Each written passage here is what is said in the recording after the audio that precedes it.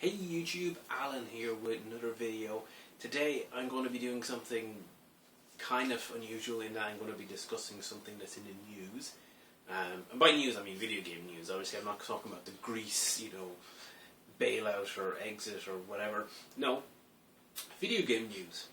So yesterday, no point saying yesterday, but recently Sega, the president of Sega announced that he was sorry for some of the content that they've put out over the last 10 years.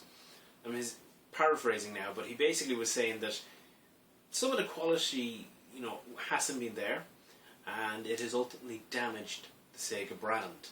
And he specifically used the word Sega as a brand, and he kind of was talking about how back in the 90s, you would see something from Sega and it would be quality. Whereas today, people don't necessarily have the same sense of safety and belief in the name Sega and what it stands for. It's good that he's come out and said this, because no way does Sega, in my opinion, represent the same sort of quality and commitment that it used to. When I think of Sega from, say, the 80s, 90s, you think of things like their massive arcade hits, Afterburner, Super Hang-On, Outrun, and so on. Their growing popularity and quality products that they were putting out in the home space. Obviously, the Sega Master System was a nice entry for some, but then you had the Mega Drive, which is a big success. You had Sonic the Hedgehog, Streets of Rage, good quality.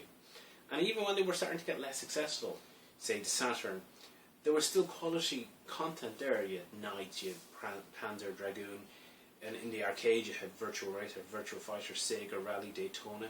Still, they were putting out quality content again and again and again, all the way up to the Dreamcast era. That's not to say that they didn't make big mistakes. They did. They kind of burned their customers to a certain degree for different reasons, kind of chopping and changing hardware too much, and in a sense, in a way, that kind of does link to what we have today. Sega saying, yeah, we've kind of hurt our consumers with the products we've put out. We haven't, from their perspective, made sure that the brand Sega has remained kind of like Nintendo have done, associated with generally good products. Whatever you think about Nintendo, if you personally like their games or not, by and large, what they put out is good quality.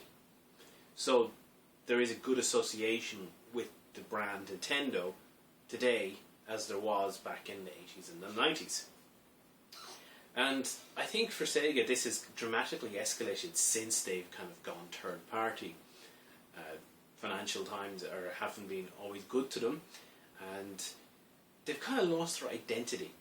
When they no longer had a system to support, it seemed that they were less willing to take risks. When you look at the Dreamcast, there was an era where you had games like Super Monkey Ball, Space Channel 5, Crazy Taxi, Jet Set Radio, unusual titles. And today, Sega pretty much say, we focus on Sonic. And maybe we'll do a few PC games too. We'll do the Championship Manager or Total Manager, whatever football manager game that they have that they bought. Because obviously, when I think Sega, I don't think, yes, weren't they, the football manager people?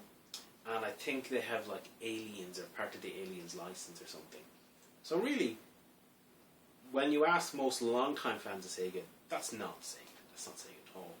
So they hear the kind of president of Sega, the Japanese president, the not SOJ, kind of come out and say, yeah, we've made mistakes and we're looking to try and... He specifically said, we're looking to bring the kind of bigger experiences to customers too, and if that means that we're not going to be able to give you a timeline or a release date, then so be it, but we don't want to kind of push things out.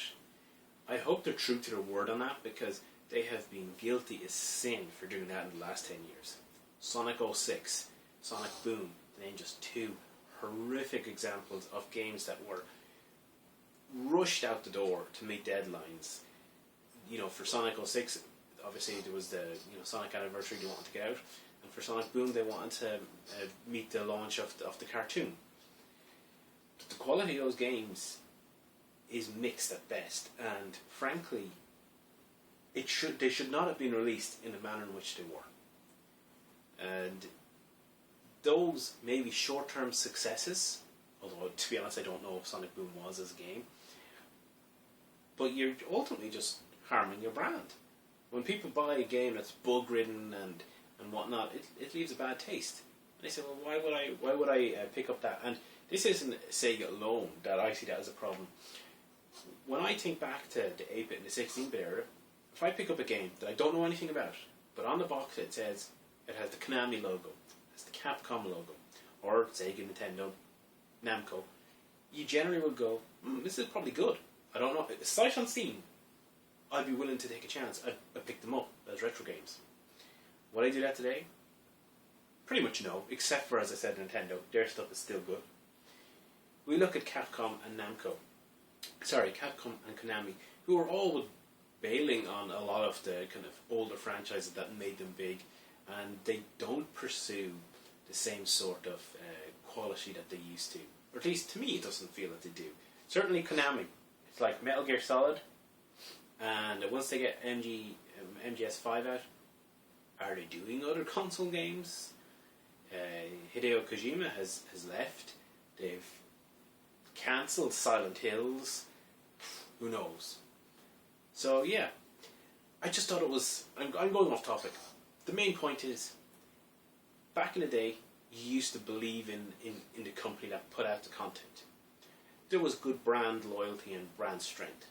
A lot of these Japanese companies in particular, they don't have that today. And unless they learn to repair that relationship with their consumers, I don't see a recovery for them in the Western markets. I think I'll talk about Western markets, Eastern markets on another day, because I don't want this video to get too long on it, and I think it's really kind of covered enough. So please, Sega, learn from your words now and actually take action. Let's not just be this, oh, we're sorry again in a few years' time. We really, we didn't put the quality in that we meant to, but this time we're going to learn, we're going to change. I'm hopeful, because they've got Atlas on board helping them, that they will actually learn. But anyway, we'll leave it there. Hope you enjoyed this video. Thanks as always for watching, really appreciate it, and don't forget to comment, like, subscribe and share and all that. Really helps me out, helps the channel grow. And I always like to see the comments in particular because, it's good to interact, and that's the best way to kind of make the YouTube kind of experience work. So, don't forget to do all that, and we'll see you again with another video soon. Bye for now.